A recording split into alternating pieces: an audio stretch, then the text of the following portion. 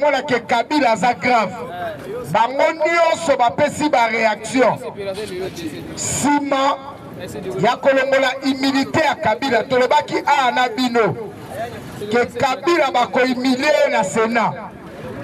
Mongo etambola nyonso esalami po Kabila longwa sénateur invité. Mais mutu moko kaka mutabiki simboka. Kombo na ye l'auditeur général ya FARDC, le lieutenant-colonel, le lieutenant général René Likoulia. A ABC Sama, il y a des choses au bino ba politicien Febo Simba. Domaine ya Kabila, et un domaine militaire. Soki bino ba militaire et pardon ba politicien, la nanga bien na chité. Soki bino ba politicien, donc ba civil que vous êtes, vous sali erreur pour la sauver Kabila. Nous les militaires, donc on a décision pour la Kobik Samboka. Et l'autre peut ça passer dans le Sénat. Alors, parce qu'il y a des choses au bino boyebité. Alors, il y a eu un complot entre le Rwanda et Joseph Kabila. Selon plan ya Rwanda, fallait basse. Nalobi selon plan ya Rwanda, na otangelo a. S'il vous plaît. Bango ba koleka ngala makele te na oloba koleka bango. Nalobi selon Rwanda parce que complexe aki batumi balé. Rwanda na Kabila. Selon Rwanda, fallait pas assassiner le président Félix par les armes. C'est Joseph Kabila qui a conseillé les Rwandais de ne plus assassiner Félix. Pourquoi? Parce que s'il meurt au pouvoir, ils deviendront un héros et histoire, il y a Mousé et Kobunga. Kabila rassuré, nalobi bien Kabila rassuré. Rwandais, alobi, au lieu de le tuer, il faut le faire chasser par des armes. Yangomoni, awana Kitambo, précisément côté à Bandal. Entre Kitambo Bandal, bakanga basoda on a pour la coup d'état. Et leur plan a été déjà bien défini dans le mois de mars. Dans le service de renseignement et sécurité, nous nous sommes mieux informés que vous. Et puis son net aucun lambouk. Bino bossa et l'autre bois complice. Alors bien, dans le mois de mars, qu'on a une angolobaki à Koya Kisha. Parce que Bako assassiné le président Félix. Plan Rwanda na Kabila. Signé Eric Kuba, conseiller politique qui a Corneille Nanga Obakanga Ao. Obala Kisa va imaginer na Aner. Azala témoin. Il y a cabale contre la République. Témoin et le Kouana. Il y a discussion entre parti rwandaise et Joseph Kabila, Corneille Nang. Qu'est-ce qui va se passer? Le président connaissant que la classe politique congolaise va kosungate pona otali kabali à Joseph Kabila contre la République. C'est pour cela que le président a confié la responsabilité à l'auditorat général militaire, il y a FARDC. Likoulia Oasali Makambo. Azalaki général, il y a 36e brigade, il y a légion militaire dans Matadi. Et magistrat à son état qui maîtrise bien les textes de la République, Balongole Kuna va nommer auditeur général. Alors, Kabila a fait des choses autoco pardonnées. Première des choses, la trahison contre la République étant ancien président. Et deuxième des choses, complice avec les rebelles pour les crimes contre l'humain. Tombola Loboko Kanga base. Nazo Kote Nabi Tombola Loboko Kanga base. Naka na 5 minutes, Natika na 3 minutes. Merci. Assemblée Sikom Tokomo Loba. Yoka Siko na expliqué. Kabila a fait des choses. Yamoto solo babo. Et l'autre ils ont fait sa passe dans Moko na biso. Et sa classe politique et ça va politicien. Ba politicien o basala na Kabila. Nzamba limbisa bango. Ba kosibir o bango balonaki. Po bato bakufi na est. Makila la bango kokanga. Bien jugera les sangs qui coulent les innocents. C'est-à-dire quoi? Basali loi taillée sur mesure. Loi et l'obinin. Kabila, pendant son exercice, est intouchable comme président en fonction à l'époque. Après son mandat, tout l'équipe qui va commettre, il ne sera pas poursuivi. La loi portant statut, il y a l'ancien président, dans son article 8, alinéa B. Maintenant, comme il y a un problème, celui qui n'est pas sénateur, il y a une différence entre sénateur et sénateur à vie. Dans le règlement d'ordre intérieur, il y a Sénat. Non, on va bien. Donc, nous tout na bango. En prévoyant protection, il y a sénateur à vie. Il y a une disposition pour les sénateurs. Pour devenir sénateur, il faut voter par 4 députés ou 3. Est-ce que Kabila a été voté? Non. Kabila est bénéficiaire, il y a titre honorifique au mot cannabiso et pessier. Par rapport à quoi? Kabila voulait sortir du pouvoir, voulait quitter le pouvoir. Connaissant que le mal du Congo s'appelle Joseph Kabila, n'a pas sala à cause de la poursuivi contre l'humanité, à sa classe politique naïe. Ba obe minako bango nyonso yango place obe minako aza makile ba kufa na Congo na mutuna nalobi obe minako, je parle même, je cite son nom. Ba fandi à l'époque obe minako na 2016 président de l'Assemblée nationale à l'époque ba sangani basali loi taillée sur mesure. La loi, il y a statut portant protection, il y a ancien président. Balouki Nengeni va protéger Kabila. Va protéger. Lélo Félix, non seulement il est félin politique, mais il est aussi un animal politique. Ayebi ko maîtriser Batouana Nyoso. Atali soki na kena nzela la classe politique nangai. Majorité aux dans le Sénat, et sa majorité à Bibamba. Et ça lui auto bengara la maman a bengara, l'ipute à Kizoba, Bakena nango feti, yango moni Kabuya, manque à maîtrise politique, l'olendo rabane kolata, nous avons la majorité. Depuis tozala la majorité, soi-disant, et l'on y a malonga to luani ni basali pour sauver la République. Premier test du président Salabango va voter pour la déclaration dans 4 assemblées n'enge statut n'enge constitution lobby pour déclarer état de siège ou état de guerre pour Bundana Rwanda. Caméra Sengadia, dans le lobby bien caméra Sengadia, chef de l'état lobby quoi? Ngai Félix n'a dialogué na ba pantin. Ba pantin ba kosala kaka o maître na bango kolo. Moi je dois discuter avec leur maître. N'est-ce pas yonanga to mona Kagame na Félix na doate na kata. Na tuni to mona bango te. N'est-ce pas au moni ministre affaires étrangères rwandais na ministre affaires étrangères congolais va signer accord de principe. Accord de principe na Washington. Au monde côté.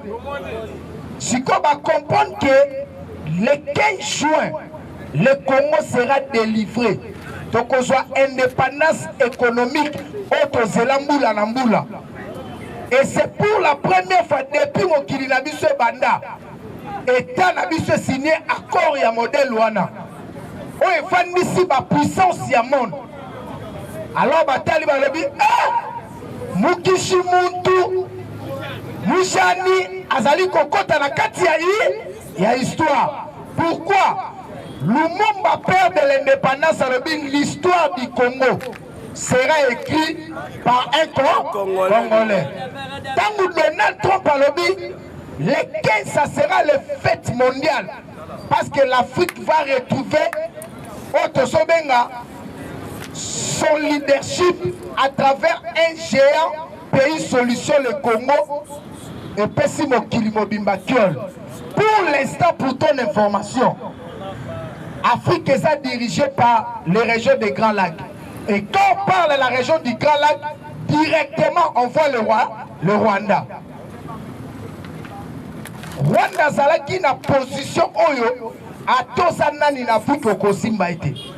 Mais il y a eu un Congolais du centre, de père et de mère, de tata et de maman, à Telemi Lokola Moutou, Oyazali intouchable Tobengi Roi Soleil, à l'Obingaï, Nako Simbayo, le président sanguinaire, le président voyou, pour la Kolakisa la Mindele, Osa Eloko, le loto Sukiwa, Tombola le Boko Gangabas.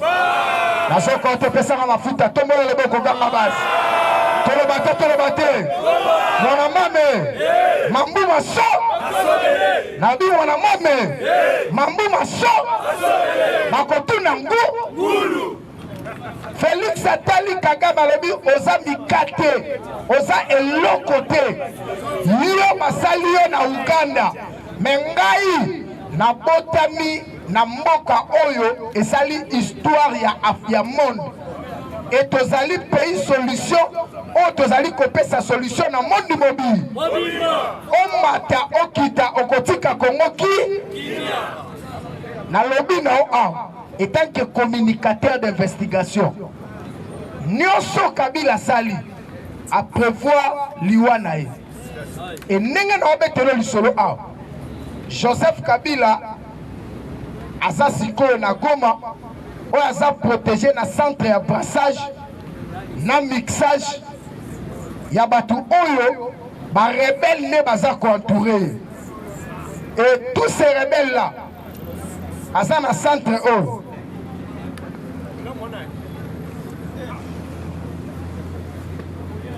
Rukangabo, na minute aza na Rukangabo na centre de passage. On comprend?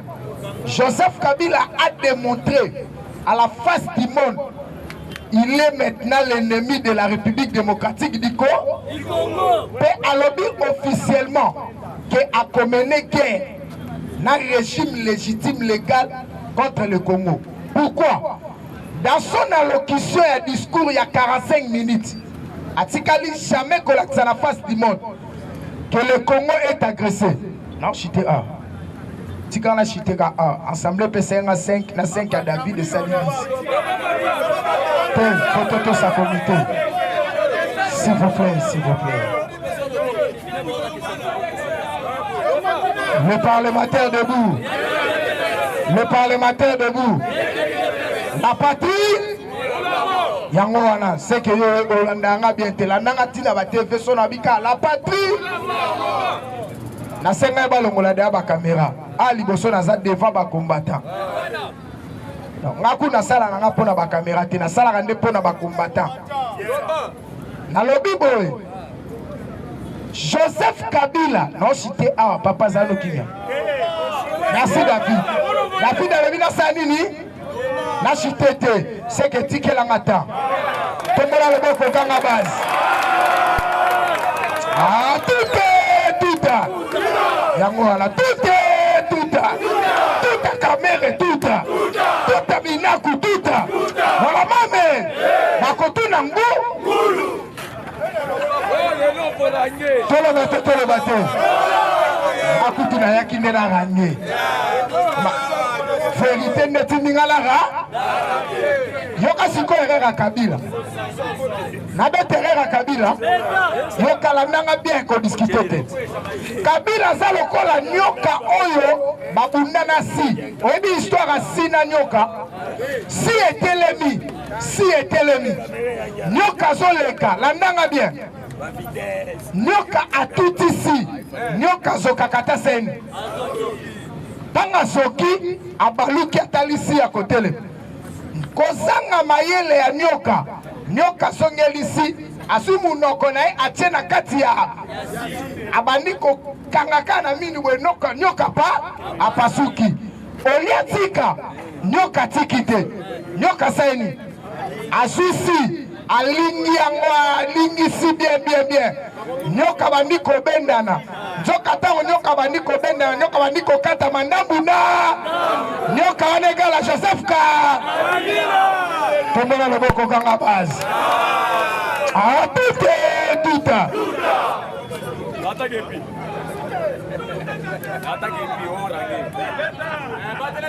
merci batumingi bayebanga na chapeau. Merci président on tolingaka bo metela secrétaire général à UDPS Mabo David Waza David yoka siko si yoka neza Joseph ka obimi na pouvoir mutatina kiyo yengwana mutatina kiyo tosali passation du pouvoir civilisé monde témoigner que bato to bane komona bato basoba basa bato maye yoka ndenge salama na monde 18 ans contre 32 ans toyokani tokoma mutuma oyo basalaka likopana ndoki sikoyo Kabila abosani nini abosani eloko te. Pourquoi azali mwana musala ya Rwanda oyo batinda pendant 18 ans aya konyokola bakongolais tangu azwi envoûtement ya bato baversa makila na bango po Kongo ezala libéré epesi Kabila kizunguzungu Kabila luki asepelisa barwandais azongi ayebisi batune ya classe politique donc basaleli statut ya loi portant ancien président Joseph Kabila alobi je vous dis pas au revoir mais je vous dis est-ce que Mouto a dit qu'il pouvoir à combien de c'est que yo osali inconscient Joseph Kabila qui sait Joseph Kabila libo Joseph Kabila bitangaso ayebi eloko tolola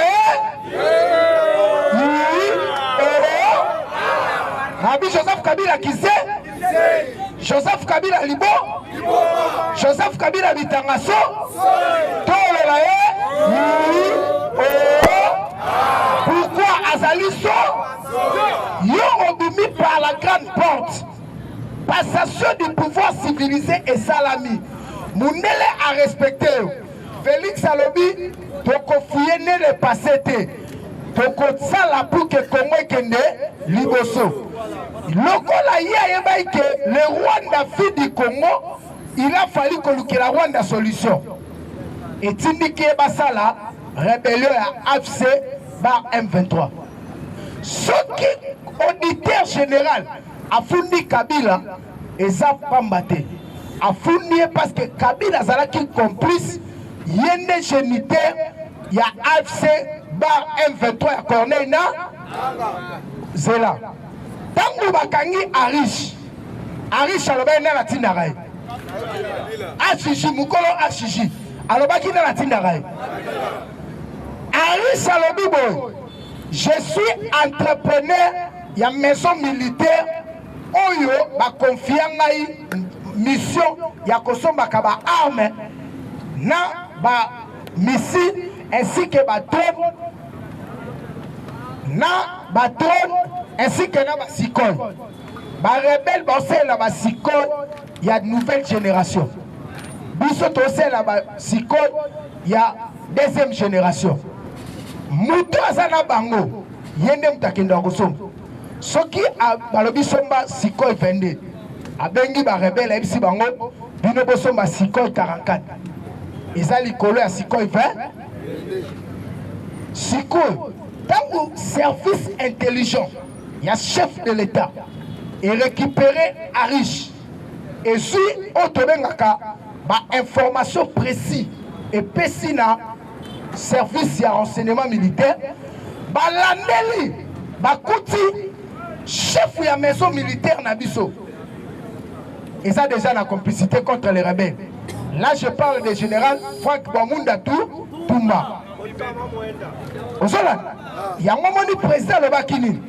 Toko gagner guerre, kakanabi Tumbate. Mais je me penche beaucoup sur la diplomatie. Aïbaïke, tous un problème, il y a infiltration. Si on y président Ayeba Keke, Kabila a perdre aux légitimité. Pourquoi? Il devient un individu. Maintenant, nous sommes une nation. On a quatre causes à la nation. Tous la charte il y a les Nations Unies. Si on a la charte des Nations Unies, jamais un individu a gagné. Et c'est impossible. Parce que ya saye yemoko yango komona tangu 5 ans akeko luka ko solola nakata à travers émissaire à Monesco Massad vouloir répondre 5 ans lobby l'Amérique ou le gouvernement Trump ne traite pas avec les individus mais le gouvernement américain traite avec les institutions. Maintenant au Congo, la première institution, c'est l'institution président de la. Il y a un moment où avantage, il y a accord, il y a Washington. Est-ce que vous comprenez comment là? Dans le lobby, il y a guerre, dans le Congo, quoi? Pourquoi? Déclaration de principe. Et signement qui le 21 lobby. Entre la RDC et le Rwanda, na Katia Washington, en présence. Il y a Marc Rubio Ouazali, médiateur responsable. Il y a projet de paix en République démocratique du Congo. Il y a la présence de Joseph Kabila na Goma. Nenga to telemi a otebi ke Joseph Kabila na Goma na Bukavu esika ba corner nanga bazali eza batu na ye. Pona nini Kabila ye na ba Congo te? Soka za Congolais asolo. Aye na ba Congo te pona nini? Pour ayebi ke bakokanga akena Goma parce que ayebi ke kuna batune baza azala Bukavu ayebi ke kuna batune baza. Si réellement Kabila ngala tsabiso azali puissant, il faut y na bisika oyo ba rebelle bazate là où se trouve l'armée régulière. Na bina yo okomona ndenge toko zwa Kabila amukamate pe toko sala mikate. Po asa eloko te asobomba makuna po biso na bakone inanga tozoyokana te siko biso loko tokosala yango tozoloba nous sommes censés obligés ya soutenir accord ya Washington parce que cet accord met en difficulté les ennemis du Congo. Pourquoi? L'accord comprend 3 choses: la sécurité, la paix ainsi que l'économie entrepreneuriale. Si comme makambo ala nyoso bakabila bayebi ke soki accord du siècle au munela sobenga accord du siècle et c'est réalisé en présence ya décideurs ya monde, le Congo devient maintenant le puissant d'Afrique. Makambo désordre abou na lobi abou Zamba Pianga Makasi lobi na fongo la deuxième phase. Je dis et je vous répète.